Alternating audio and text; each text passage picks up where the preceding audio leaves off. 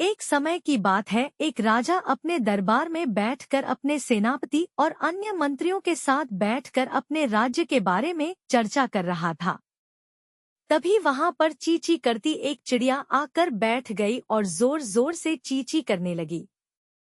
इस पर राजा को गुस्सा आ गया और अपने दरबारी को आदेश दिया कि चिड़िया को दरबार से बाहर छोड़ आए, और दरबारी उस चिड़िया को महल से बाहर छोड़ आया। लेकिन चिड़िया फिर से दरबार में आ गई और राजा को चिढ़ाने लगी कि राजा मुझसे डर गए। तभी राजा को गुस्सा आया, कहा कि चिड़िया को कुआं में फेंक दो, और ऐसा ही हुआ।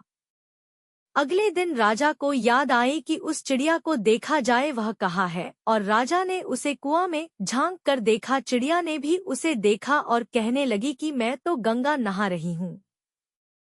राजा को यह अच्छा नहीं लगा और उसने आदेश दिया कि उस चिड़िया को कांटों में फेंक दिया जाए। दरबारी ने ऐसा ही किया, उस चिड़िया को कांटों में फेंक दिया। कांटों में गिरने के कारण उसके शरीर पर घाव बन गए थे और उसमें छोटे कीड़े पड़ गए। जब राजा उसे देखने के लिए पहुंचा तो उसने चिड़िया से कहा, अब तो मरेगी। तो जवाब में चिड़िया ने कहा, मरे तेरे घरवाले, मैंने तो मुन बच्चा पाए। राजा को और गुस्सा आया, उसने और घने कांटों में डलवा दिया और कहा, अब मरेगी। चिड़िया बहुत तकलीफ में थी, फिर उसने कहा, मरे तेरे घरवाले, मैं मीठी नींद लेने जा रही हूँ। अब राजा को और गुस्सा आया, अब वह उसे मारने की तैयारी कर ही रहा था। तभी एक किरण आती है और उस किरण से भगवान विष्णु अवतरित होते हैं और राजा से कहते हैं, हे राजन, आपने इतनी निर्दयता से इस छोटी सी सुंदर सी चिड़िया को इतना कष्ट क्यों दे रहे हो?